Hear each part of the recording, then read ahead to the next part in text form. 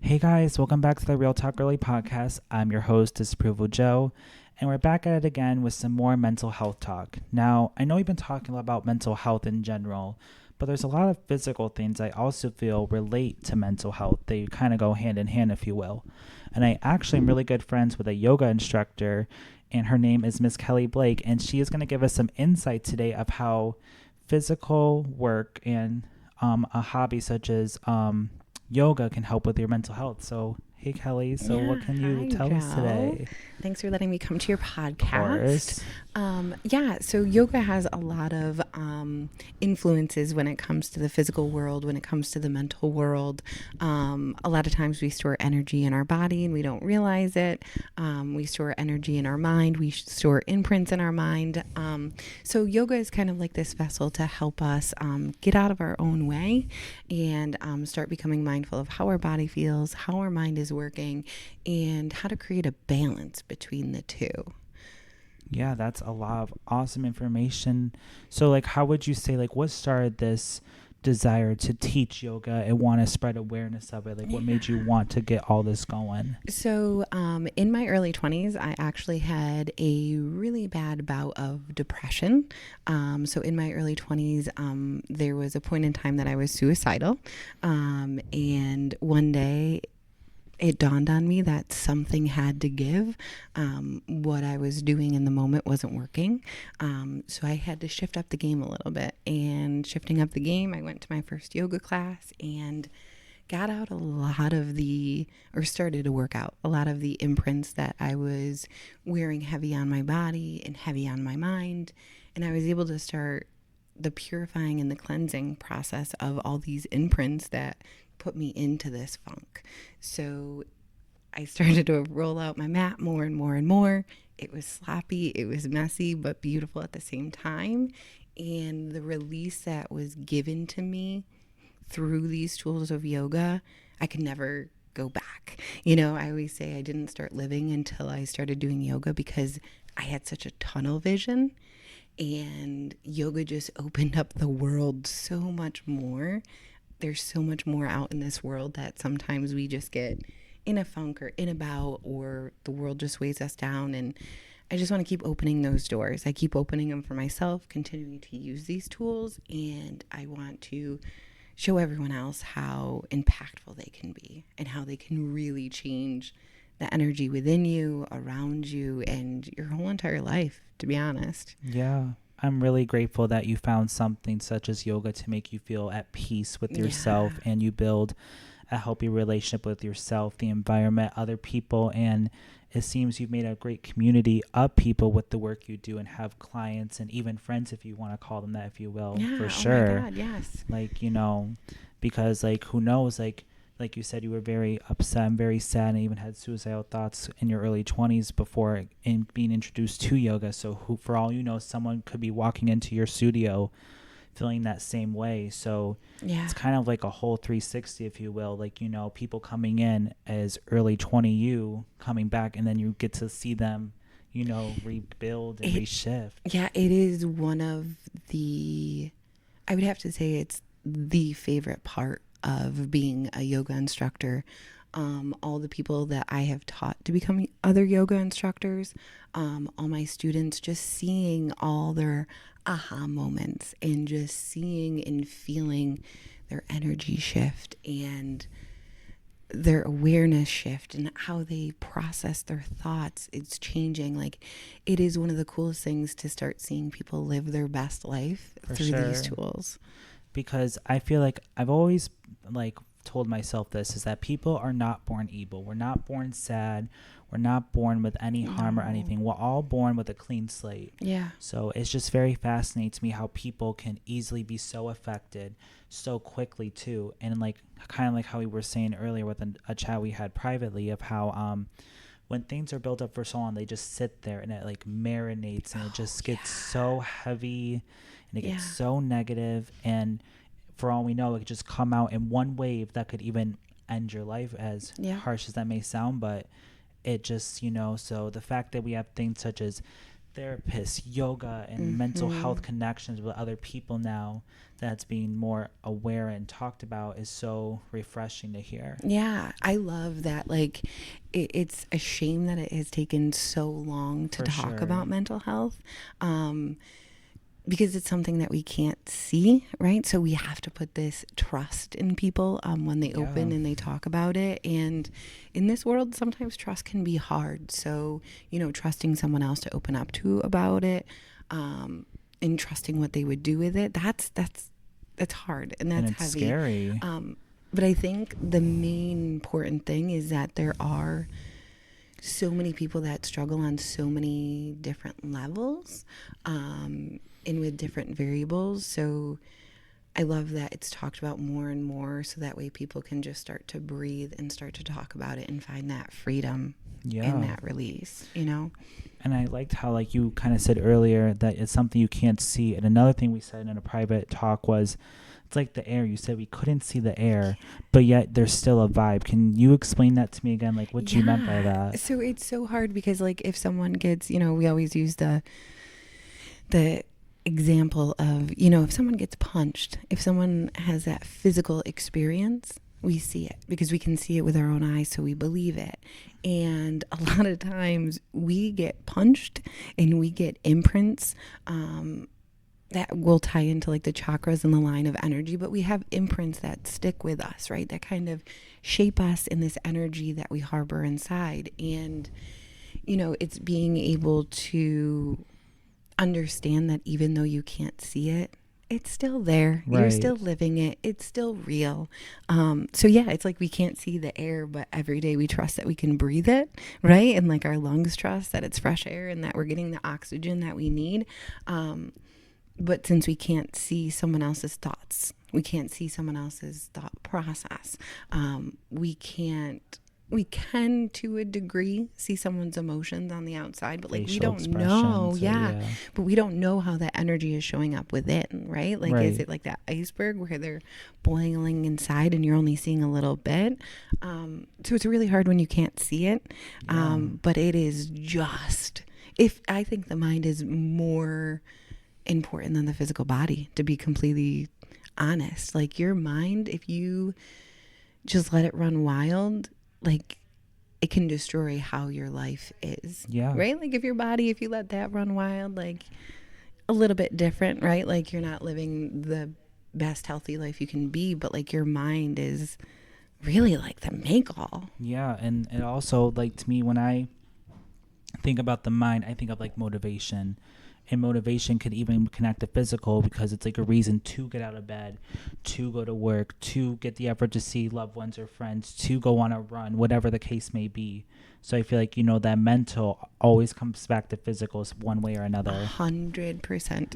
Everything starts in the mind. How you perceive this life starts in the mind. How you control your thoughts are in the mind. Like your mind controls your entire body, right? Like to function. So like your mind is the gateway. Yeah. And it's so hard because a lot of times, so with yogic philosophy, there's a book called the Yoga Sutras, and I love that book because you have to read it like 6 times to get any type of clarity from it because it's an ancient script, right? But it explains the mind, right? And so many times we think that we are our mind, but we're the person behind our mind, right? Like you're the person witnessing those thoughts. And so many times we think the thoughts are us, Right. and they're not. So that book, for me, it was extremely beneficial to understand what my thoughts were and how to start to change them, to shift them, to cleanse them. So that was very beneficial for me. Yeah. No, for sure. Like, I'm so glad that you found a book to like connect with, for sure. And I feel like, sometimes we forget how much power we have ourselves individually when it comes to our mind and stuff like that, And also, I feel like another thing that connects with our minds is stereotypes. A lot of like gender stereotypes and a lot of like ones that we are taught at birth. And I feel like those can affect our mental thought, mental well-being. 100. Yeah. We always, it's, I know we have to label things, right? Because we have to identify them. Like we have to label a One way or another, dog so yeah. that way we can, when someone talks about a dog, we can imagine it, right? Mm-hmm. It does help the mind, but I think a lot of times we are very unique beings. Like there is literally not anyone else like us in this world. And I feel like so many times we try to put ourselves into a box just to explain ourselves to the world. Yeah. And like so many times people will be like, how are you a yogi? Because when you're not in a studio, you're loud. Like I have an Irish whisper, which is no whisper at all. But it's like, you're putting me in that box. Are you saying I can't be in that box because I have a loud voice? Like Mm-hmm. we try to label because we try to make things simple, but we are complex beings Right. and we can't fit in any box. We might fit under 1,000 labels, right? But Mm-hmm. not any one label is going to define your entire character. So yeah, it's easier for society for us to label. It's a lot easier to point fingers, but when you look at ourselves, like if you were to write down everything that you were, there's no box but your box that you would fit in, like Right. all those descriptive words of what you are. And boxes can change too, you know what I'm Right. saying? Like we grow, we change. So sometimes we outgrow a label that we once, thought we were, but we're not anymore, and that's okay. Like you're supposed to. Yeah, I feel like, like you can't be labeled as the same thing repeatedly because, like you said, we are going to continue to grow and learn more about ourselves, the people around us. So I think it's important to always be willing to grow as well because you don't want to get glued to that comfort zone because it's going to be all you know. And like you said earlier, we label things to simplify things. Mm-hmm. And, like sometimes it's nice to kind of get right to the point, but then other times it's like you don't want to look at things with that tunnel vision. You want to see what else is to the left, what's to the right, etc. Right. And I think that sometimes we need to be willing to look at other directions and not just follow the crowd or the herd or what we're just taught. Yeah. We all walk a different path, so it's so hard for us to like stay in a crowd because we all have different variables, Mm-hmm. Sorry. I forgot what I was going to say. I'm so sorry. No, it's okay.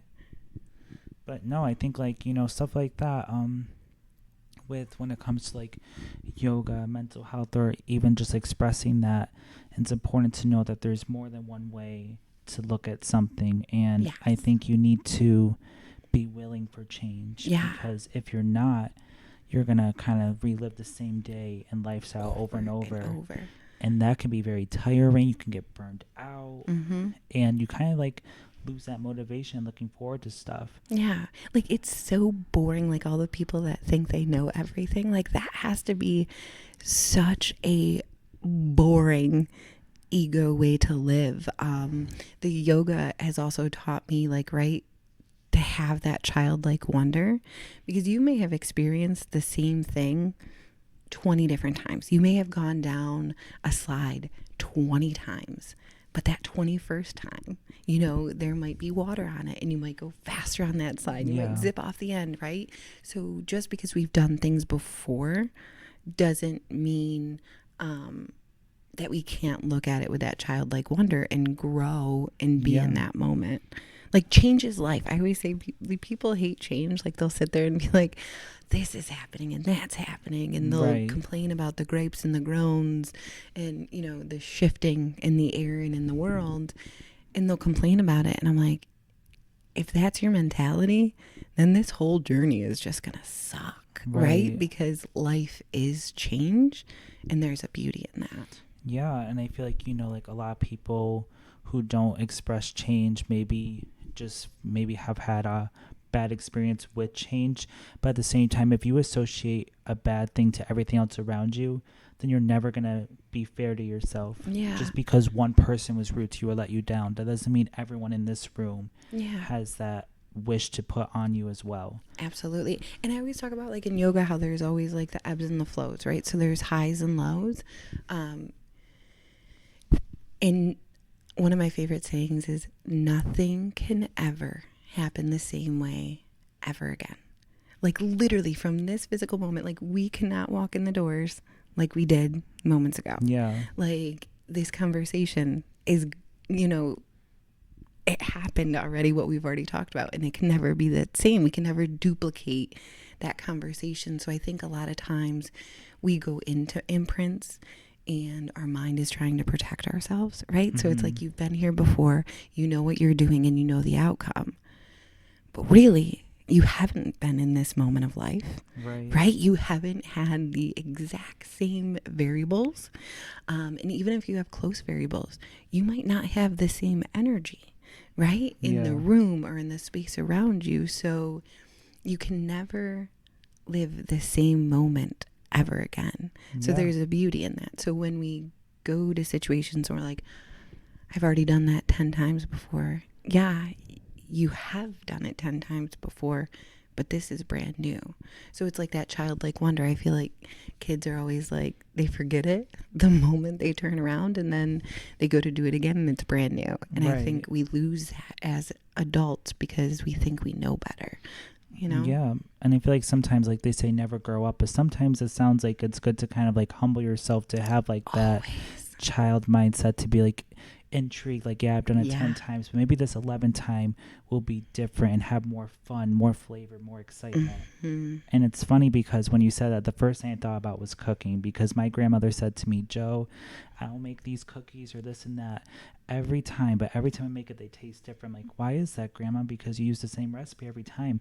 I don't know. They always just taste different. Some good, some don't. Yeah. That was like the first thing I associated was like cooking. And that's like the energy she brought into it, right? So if she's making this batch of cookies and she has had a bad day or a bad week and she's making them with those bad cookies energy, ain't gonna be good. Right? Like she might not mix them the same way as when her energy is good. She might not pay attention to them in the oven if she has other, in yoga it's called chittaritis, but it's like our mind stuff, our thoughts. So if she has that type of energy that she's carrying, it's going to show up in her food. If she's in a good mood, rocking out, listening to music and whipping them up and, you know, making sure it's so smooth before she puts them in the oven and cooks them, they're going to taste different, you know? Like you can't see the energy, but the energy which she carries to make them, even though she's following the same recipe, it'll show up different, you know? And that's how life is. For sure. I feel like, especially like, you know, you and I have both worked in customer service jobs, and I would definitely say, like, you know, if you, because let me tell you something about Kelly. Kelly has a great positive attitude, whether it be yoga, working with the public. And I know every time she serves someone a drink with a great smile or attitude, I know it's going to taste better compared to a couple other people we work with who don't have that same energy or don't have that ability to do that. Yeah. It's hard how, see, okay, so every day, going back to that positive energy, which I feel like you always carry as well, I think the people who carry the most light in this world have kind of seen the darkest of times. So, you know, my mentality when I go in every day is it's not up to someone else to carry my bad energy or my variables that I'm experiencing in life. There are definitely people to talk to, you know, to vent to find a common ground with. But I feel like the world shouldn't have to carry what I'm going through. So every morning I wake up and I say, hey, I'm like literally going to give this day what I got, and I'm going to be okay with that. Yeah. You know, and I think looking at people and seeing people, you know, sometimes it's hard. Sometimes we keep ourselves separate. But I think, you know, looking up and seeing people that we're making the drinks for and getting involved in their life, maybe that's, you know, like we might make the same recipe as someone else, but that little bit of extra, right? That energy exchange it makes a difference. Yeah, and that can't come in a syrup or an extra shake in the drink. That comes with yourself. Connection. And people will, you know, if you give someone a drink without that eye contact or without the here you go, whatever, they're going to know that and take that first sip and be like, well, I don't feel they really wanted to give me this in the first place. Yeah. And that could leave a sour taste in your mouth. Absolutely. And I know, like, for example, like, you may be having a bad day, but you don't want to project on others or make them feel responsible for that, Yeah. which totally makes sense. But then sometimes it may sound a little toxic, but kind of, at least for me, I kind of like fake it till I make it a little bit. And I kind of trick my mind in a way to think like I may be having a bad day on the inside, but I know that if I keep surrounding myself with other good vibes and try to make the most of the situation, maybe I will have a good day after all. Yeah. And I know it's kind of hard to trick your mind because, like you said, like the mind is tricky. Yeah, it takes so much time to understand. That's why I'm huge into, mindfulness in breath work, in meditation, because we have to live with our mind. And so many people don't even sit with their mind. Mm-hmm. Right. And like I said before, we don't have to believe all of our thoughts. Like our thoughts are things that are meant to come and go. But we are so gun-ho with the ego part of our mind to hold on to everything as fact. So when you're able to sit with your thoughts, whether it's, just pranayama, breath work, or just mindfulness, being aware of the thoughts, or diving deep into meditation, you start to understand who you're living with and what's going on in your mind. And like, I always say when people are like, I don't want to meditate, I don't want to sit still, like, what am I supposed to do? Clear my mind so I'm not thinking anything? And it's like, no, you are going to go and have the most awkward blind date with yourself, the most awkward conversation with yourself.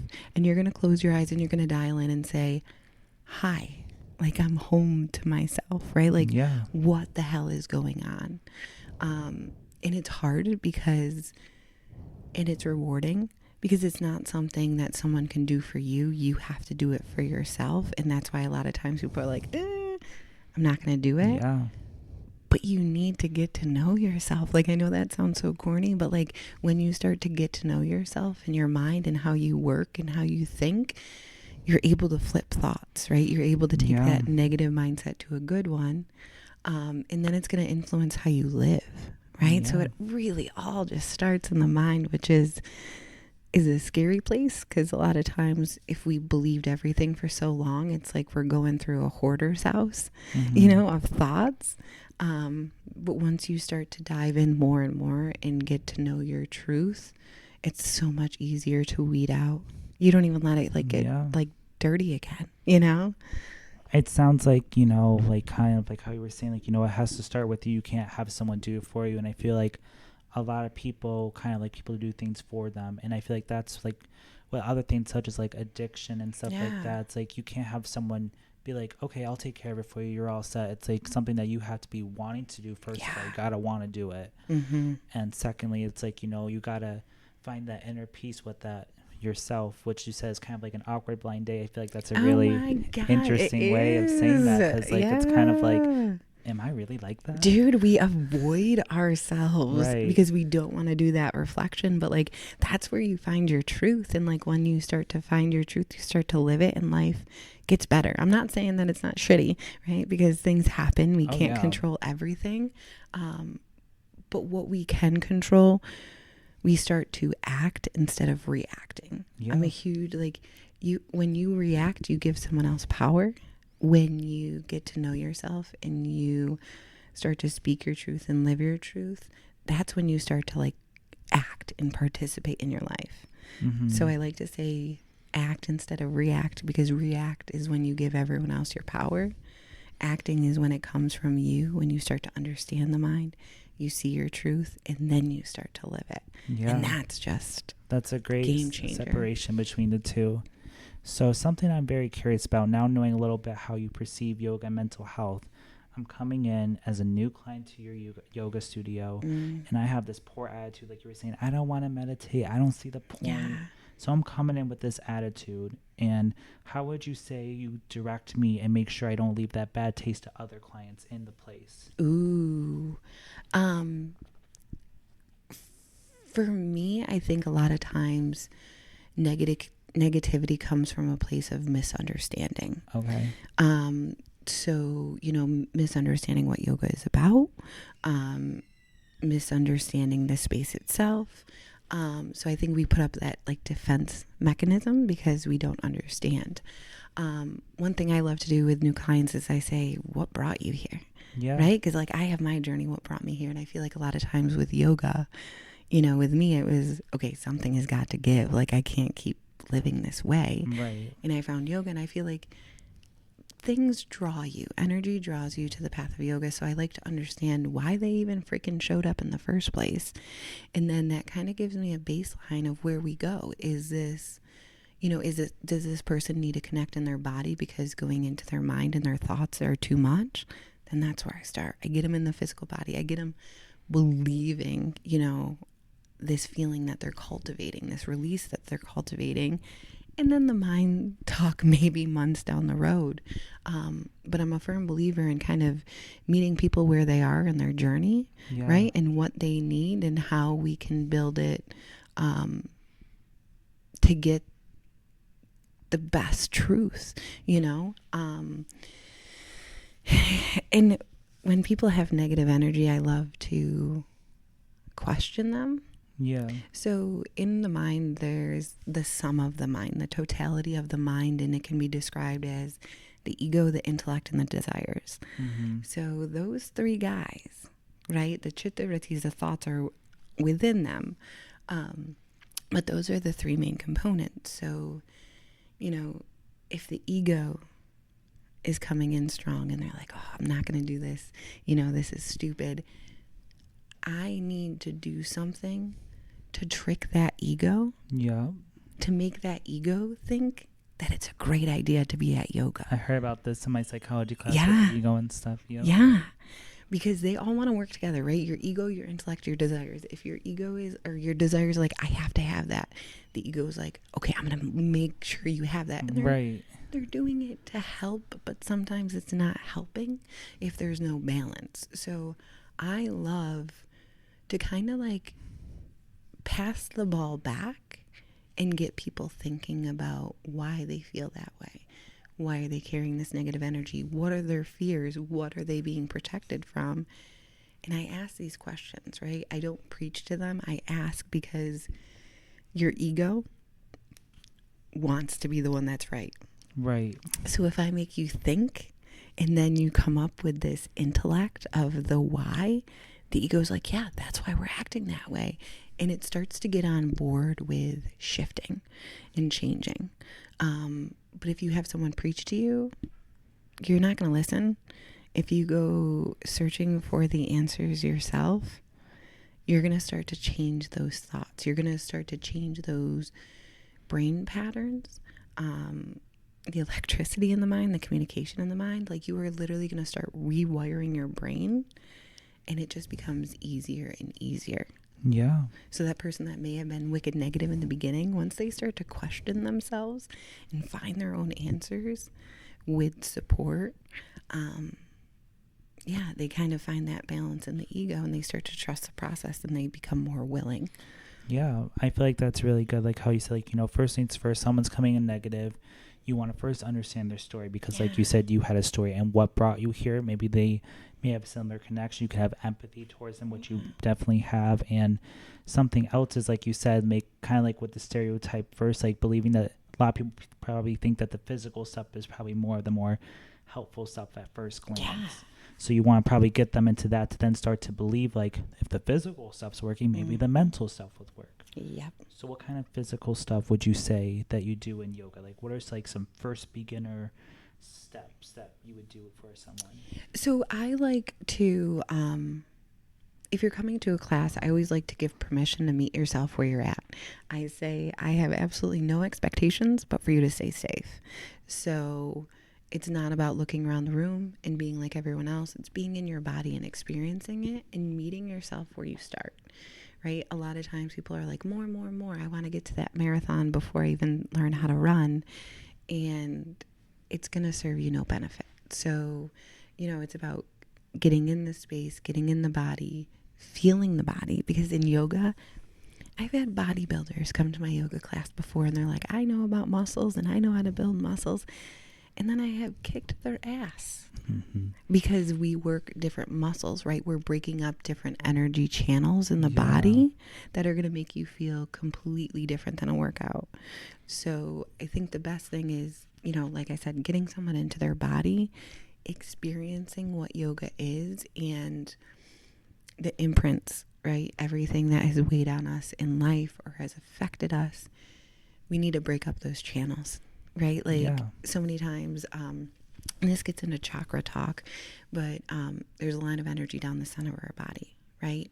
And a lot of times the chakras deal with our imprints, things that have happened to us in our life. And, you might have a shoulder injury and then you start protecting it and you're never going to let anything near it. And then you go to do yoga and you start to feel that mobility in that shoulder. You start to break up that energy and then you're like, wait, what's happening to me?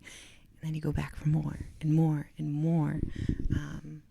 And that's just how the physical, I tell people you're cueing muscles you've never used before. You're holding your body in different positions that it's not used to. Mm-hmm. So be gentle with it. But deep down inside, things are swirling. Things are releasing. Things are expanding. So you're only helping your energy channels, which are going to influence the chemicals in your body, your hormones, right? Like, so it's so beneficial. It is the physical body and holding a posture, but like deep down, it's doing so much more. Yeah. Is there would you say does each pose in yoga do something different for the body and releases a different thing from the body? Yeah. So what kind of poses would you say release what? So the line of energy is called the chakras. So it goes down the midpoint of the body. When everything is harmonious and balanced and you do the work, you might feel more of a bliss state, right? But a lot of the times our chakras are where our imprints happen. So there are 7 chakras. The first one ever created when we were in the womb is our root chakra. That's at the base of the spine. So that's all about our security, right? So if someone had the rug ripped out from underneath them, have never felt safe and secure, more times than not, you can look into studies, they're going to have problems in their hips. They're going to have problem in their pelvic area. And then from there, so that emotion, right? So someone had something that imprinted on them, that made them feel unsafe, not secure, not grounded. They held on to that feeling. They harbored it like we talked about. And then it cultivated this shift in their body, right? Because your body needs that energy. Mm-hmm. And if you're blocking anything from flowing, then you're going to get stagnant and that hips are going to hurt. The lower spine's going to hurt. It comes out physically. And then you have your solar plexus, you have your sacral above and below the belly button. So that's intestinal issues, right? So if someone's lacking confidence or have been torn down and their self-worth isn't there and they're not feeding, it's called prana, energy, like how we freaking move, it's called energy. If they're not feeding that and it's not flowing, they might have stomach issues, IBS, right? And then it even goes up into the heart, right? Into the lungs, right? If you have someone who has an imprint in the heart chakra and it's closed, they might have heart disease, So it's so crazy how the energy channels affect our physical state. Yeah, and they can help you diagnose certain things as well. It sounds like, you may learn more mentally about yourself with that Zen and stuff like that. But at the same time, it sounds like you can find out certain health concerns as well that you can address to your doctor and stuff like that. And I never knew that, so that's really interesting. Yeah. So you have 72,000 energy channels in the body. Yeah. And that's where the prana flows, right? So if you're not breathing deep and long and you're shallow breathing, quick breathing, you're depriving your body, right? And those energy channels are getting deprived and everything kind of locks up a little bit. And then your body's like, why do I feel like crap? Well, you're not breathing. You're holding on to imprints, right? You're storing this catalog of your life in your body in this line of energy. Some stories you don't need anymore. Some stories you just need the wisdom. You don't need the actual imprints. Transferring it over to intellect. So yeah, everything that happens in your mind and in your energy channels, at some point it's going to manifest in the physical, which is your body, your vessel. Yeah. And would you say, like, do you encourage yoga to all ages as well? Like, Everyone. you think everyone is capable? Forever. Um, One thing that I had to overcome when I first started to become a teacher and pay it forward is the image that yoga has. Right? So, like, when we see yoga, we see these skinny yogis on the top of a mountain holding a hard pose. That was a glimpse in time, right? So, I think a lot of people have this ideal. The one thing I hear all the time, I'm not flexible, so I can't do yoga. Right. You do yoga to become flexible, right? Mm-hmm. So, it doesn't matter if you have a broken leg. Like, what about the rest of your body? So, you're saying you're going to let the rest of your body start to seize, right? Like, Mm-hmm. start to just break down because you're not using it. And if you don't use it, you lose it, right? So, like, if someone had a broken leg, I'd be like, great, let's do upper body yoga. Let's do mindfulness yoga. Let's do chair yoga. Yeah. Like, I've had people who have MS. I've had cancer survivors. I've had people going through chemo that has come from me. And it's just, what part of yoga do you need to incorporate? Yeah. You know? I think that's really awesome of how, like, all ages, like you said, and no matter your gender, sexuality, whatever, there's always a reason to it. And, you know, I feel like a lot, and sometimes due to fear comes excuses, like, in that stereotype, once again, like, I see a lot of thin bodybuilders, and like you said, you did better than the bodybuilders. Yeah. Like, you know, it's like whatever, but like you also said, like, it's not like a competition either. It's like what your body, what you feel your body needs, and what you feel your body can do right now in this moment. And I feel that's something that should be the motivation for people who want to do yoga. It's like, what can I do with my skill set and mindset now at this yoga session? Rather than be like, well, I see Kelly can do all this, I should be able to do that right now. Yeah, it's who like, cares? There's so much I can't do. There is so much I can't do, but I can cue, right? Like, I can teach how to do it. I have the intellect about it, but my physical body, am I getting there right now? No. And that's okay. I think it's cool because, you know, I've been practicing yoga for 16 years now.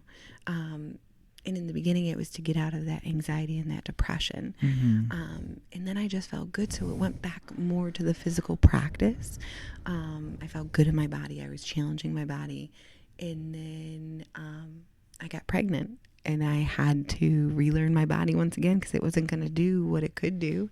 So yoga showed up again in a peaceful manner, in a beautiful manner that I was able to honor my body but keep it going. And then when I lost, you know, my stepdad 2 years ago, and I watched him battle pancreatic cancer, that was hard. That took a toll on my mental practice, right? Like, at first, when I was watching him battle the cancer, my meditation is what held me strong.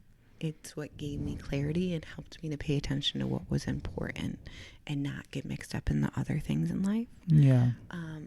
But then after he passed, I had to step back from my meditation because there's verbal delusion or delusional thoughts, right? They're like the worst case scenarios that are never going to happen. They're the things that our mind just makes up. And once again, it's trying to protect us. It's not trying to do harm, but it's trying to prep us. And I would sit down to meditate after he passed. And every single time, my mind would go to the shoulda, coulda, wouldas. Yeah. You know, why is he gone? You know, man, I wish he was healthy. And I couldn't wrap myself around reality.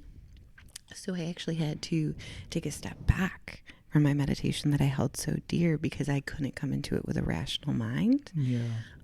So I stepped back for a little bit, dove more into my physical practice again.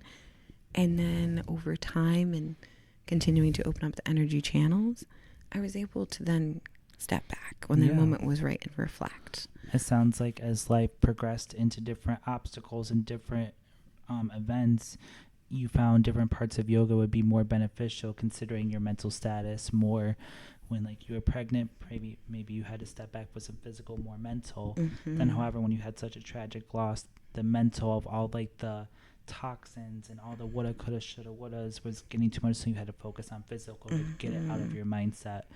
So it kind of shows of how, like, yoga, there's more than one way to skin a cat. My God. You can go this way, you can go that way, no matter, like I said earlier, the age, if you're fat, skinny, whatever. And I even hate using those labels, but like, you know what I mean? Like, there's always something beneficial with mental health and yoga that can work for you if you let it work for you. Mm-hmm. Mm-hmm. And yoga, like literally, yoga just asks you to show up as you. Yeah. Like, just show up. It doesn't matter how tall you are, how big you are, what sex you are, how you describe yourself to the world. It doesn't care about any of that. Like, it's not asking any of those questions. Yoga is just saying, welcome home to yourself, and about damn time you showed up. Yeah. It doesn't care how you're showing up. Just show up. That means a lot, I feel like, for this generation as well, like for the LGBTQ community. And a lot of people who are so lost with themselves, and people who come from strict home lives or whatever. It's like, it's good to know that there's a place such as yoga that's like, come as yourself and let's get to the bottom of what you need. Yeah. And it's taking you on your spiritual journey, right? Like, and that awkward date, though. Dude, that awkward date. Just sit down and have a freaking conversation already. So that was a great little insight of some yoga tips. And we actually, sorry about that. We actually wrote a couple questions we wanted to ask each other as well today. So Kelly is going to share her questions to me first. So Kelly, what you got? So we've talked a lot about your mental health and your imprints and things that you've experienced. What would you say are some, for me, yoga obviously and meditation are my outlets. What are your outlets that help you with the mind? Well, as we know, I am Disapproval Joe, who writes and sings music. So everything I write comes from my own experiences. So I love to write things right in the moment, which is kind of weird because a lot of people, like when they're in the moment, they're kind of like, leave me alone, this and that. But the first thing I do is I run to my phone. It doesn't even have to be lyrics. I'll just like write what happened that day. Then it turns into a song. Like, I remember about a couple weeks ago, I finished watching this show called Love Victor, which was an LGBTQ show about a young man finding out that he liked boys and stuff like that. Now, the old me would never watch that because I was growing up that being gay and this was not okay. And I finally discovered that it is okay to be that, obviously. And, it took me a long time to realize that for myself because I am, in fact, gay myself. So basically, I was able to write some stuff that says of how, like, I want to be this person who's okay of expressing that sexuality and stuff. So I'm writing a lot more LGBTQ songs, and I have not been doing that within my whole music career. So it feels really good to write that. So I would say that writing music, I don't even have to be singing it in the studio. Like, that's therapeutic as well, but I would say the beginning of crafting a song and writing it on pen and paper when it leaves the mind is the most therapeutic, because then it's there and I could just look back through like a memory, and it's like in 2018, because I date all my songs, I survived this. I remember this person did this to me. I remember I met this person in my life. It's like a little scrapbook of highs and lows of how I came to be who I am today. And then you are able to share that with everyone else. Yeah, and I'm able to release them. And I just have the best manager ever, Steve, who does my music. And he's never judged me in my sexuality of what I write. He's just like, all right, let's do it. Sounds cool. Let's do it. Do you think that, like, since you started to share your truth with everyone, I'm a firm believer that, like, when you put something out into the world, that energy comes back to you?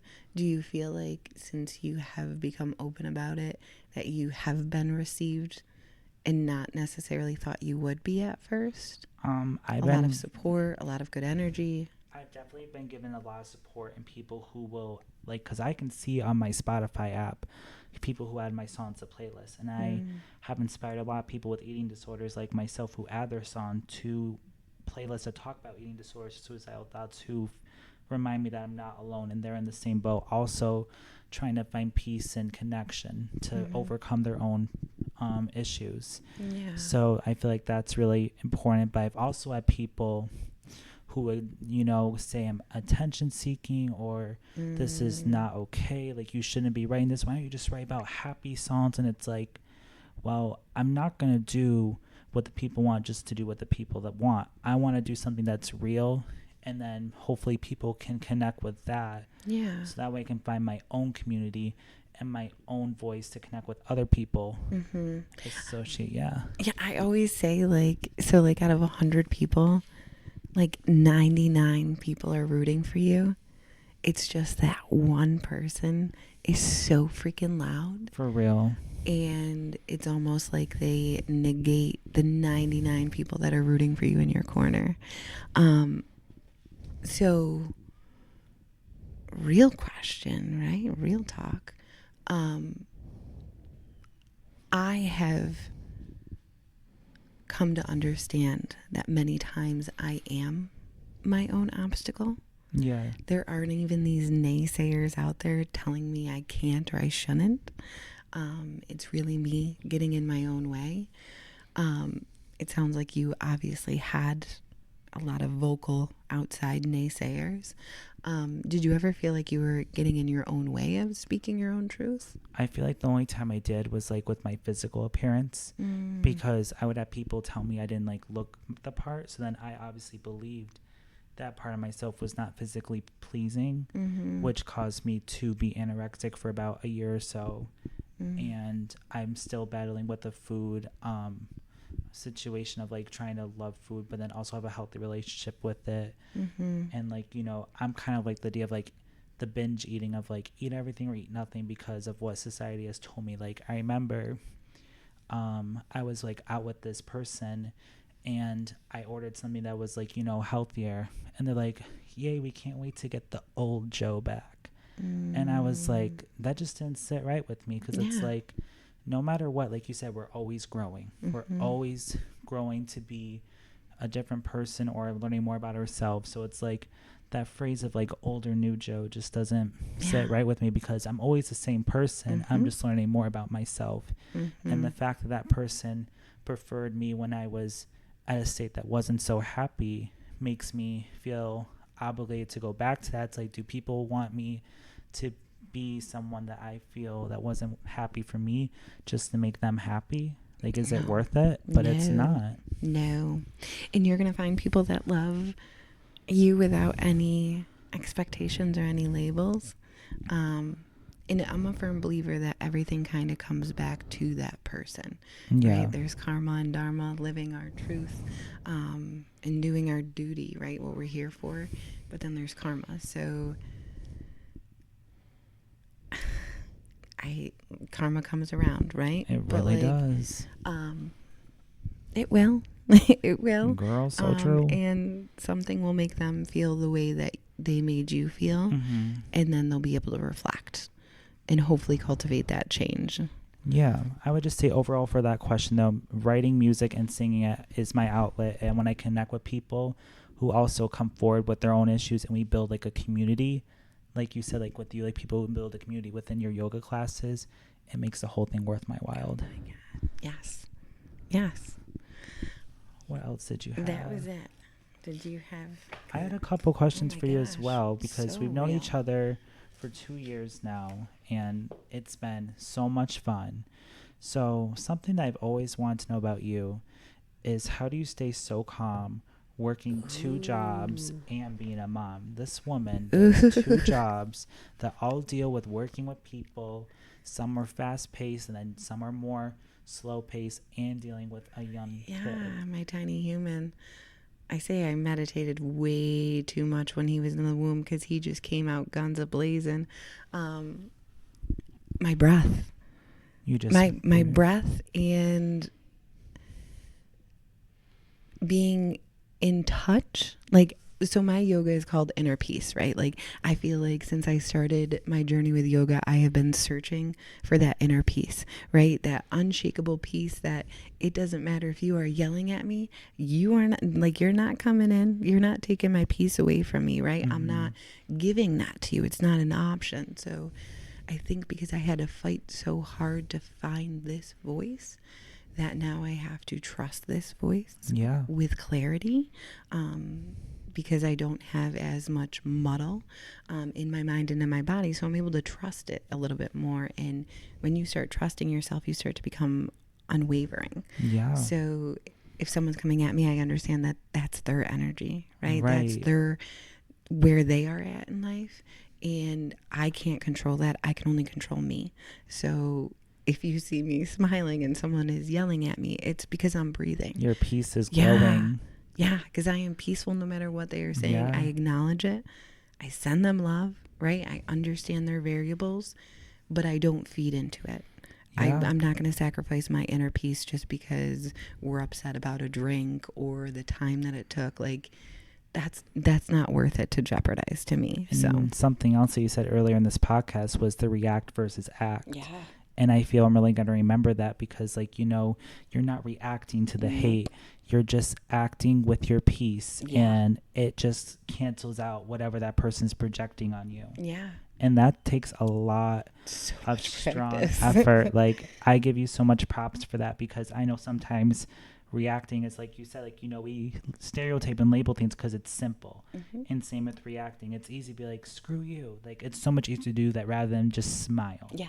And then you have an excuse and everything. Like, so when you react too, like everything starts to become a web, right? And then it's almost like you got stuck in the choices that you made when you made to react. So you're just like tossing yourself in that spider web. And then the more and more upset or feeding into this energy, you get more and more stuck, For right? So I choose just to breathe slowly, right? Keep my chittaratis, my wits, my thoughts about me, right? And be able to see the situation for what it is, and not harbor anything and leave it right where it's at.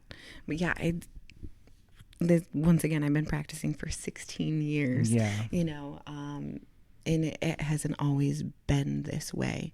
But you learn what's worth fighting for. And I think after working through all my imprints, it's so important to wake up, see the world, acknowledge the world, live in the world, but keep your peace about you, right? Keep your calm about you. And keep it to yourself. Yeah. So with working with the public and doing your yoga and stuff, and now, so something that I was wondering about you is that what does being a mom mean to you? Like, what does the role being a mother mean to you? Oh, that is you.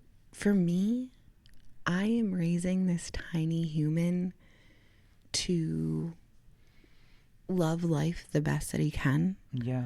I am teaching him how to find joy in healthy ways. And I think it's very important as a mom to understand that his voice, even at 4 years old, has value. For sure. So I'm never like, because I said so, or you're just doing this. I like to give options. And it gets me so much further instead of being like, because I told you so. He's instantly going to be like, no. But if I'm like, we can do this or we can do that, I start to give him power in his choices. Right. I feel like sometimes we feel like we don't have a choice, and I want to put it in him that he always has a choice. Yeah, that's great. And to breathe. I have gotten upset because I am a human being, and he'll be like, Mom, let's breathe. And he'll count my breath. And I'm like, man.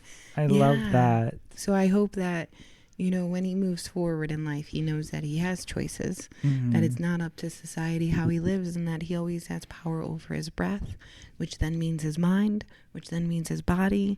And I hope that he can trust all of that to find his own truth, because I don't know where his path's going to lead. Yeah. He only knows, and he has to trust that. So I build trust in him. I think that's such a great way, and it's a very mature way to give your kid options, because I feel like with parents, they have that power over the child to be like, I'm the mom, I'm the dad, what I say goes. And it's like just same thing again with, like, you know, that label, I have the power as a parent. It's easier. Yeah. But is it helping anything? No, because the kid is still going to rebel, and they're going to react rather than act. And what's that going to do? It's going to fix the situation for 2 seconds. They'll slam the door, not want to talk to you or eat dinner tonight. But did that really help? No. Giving options gives the kid a say, and it can even make them think before they act as well. Like, the benefit of the doubt's like, okay, my mom gave me this option, but then there's also this option. Which one do you would make me proud, but also even my mom proud? Yeah. And it's crazy too, because of giving him options, he's become an amazing problem solver. There like you they're go. literally like, I will be in a pickle, right? And he'll see me and I just won't have the answer. And he will literally pipe up and I will be like, oh my God, bud, I didn't even think about that. Right? Like, and he will literally, like, that's just empowering him. Yeah. And I don't know it all. Like, I don't know it all. Like, there's many things this universe gives us, very ancient knowledge that we're born with, universal knowledge, and it's cool to see his come to light. Yeah, and I've always been a firm believer to be educated by anyone, whether it be someone your age, my grandmother's age, or even your son's age. I think everyone has power and a voice to say, and no matter what that age is, they have something to say, and I think it's always important to chime in and see what they got to say, rather than thinking like, I'm the parent, I know, I'm the highest boss here, I don't need to hear something from someone beneath me. Right. Because once again, you got that tunnel vision and only believing that one belief or one custom. It's like, it's always good to be optimistic and hear what else people have to say. Yeah. You don't have to change your ways, but at least listen to other ways. Yeah, absolutely. And keep your mind open. Yeah. Like we talked about childlike wonder in the beginning of this. Like, who better to teach me to go back to my childlike wonder than my son, and seeing things through his lens? There's beauty. I would say the last thing I want to declare with this is that, what would you want to say to 20-year-old you who had no hope or no desire? What would you want to say to them now? Oh my God, do the messy work, because it is so messy and beautiful and worth it. And there is another side. You just have to go through it to get to the other side. There's no shortcut. You have to experience, you have to live it, you have to see the blessings in it. But do the work. Do the work, because you have to do the work for you. No one else will. Well, Kelly, thank you so much for coming in today and enlightening us about why yoga is so important and sharing your journey. Thank you. Would you like to shout out your platform for anyone to get in a yoga session with you, get in contact with you, where it's at? What would you like to share with everyone? So a lot of stuff I do online. If you guys want to follow me on Facebook, it is Inner Peace Yoga Company. I post any events that I have going on. I do have a yoga festival coming up on August 12th. It is from 11 to 6:30. I have 4 fellow yogis that are going to be doing this day event with me. Vendors, we have henna, massage, Reiki. But just come spend a day in a field with hills all around and just soak in all the different variables of yoga. So. And like, is there any other contact or any other places? So yeah, you can email me, innerpeace7819@gmail.com. And then I do teach out of Syracuse Yoga right now. But hopefully there'll be a lot more to come. Well, yeah. So guys, if you ever want to be in touch with and find ways to accept yourself more, I highly recommend working with Kelly. She's a very smart and intelligent person, and I think you guys could learn a lot from her. And I encourage you to do yoga, find something that works with your mental health, like I did with music, and just know that there's always something for you. And if one doesn't work, there's always another. With that being said, this has been the Real Talk Girlies. Take care of your mental health and have a great day. Bye, guys. Bye.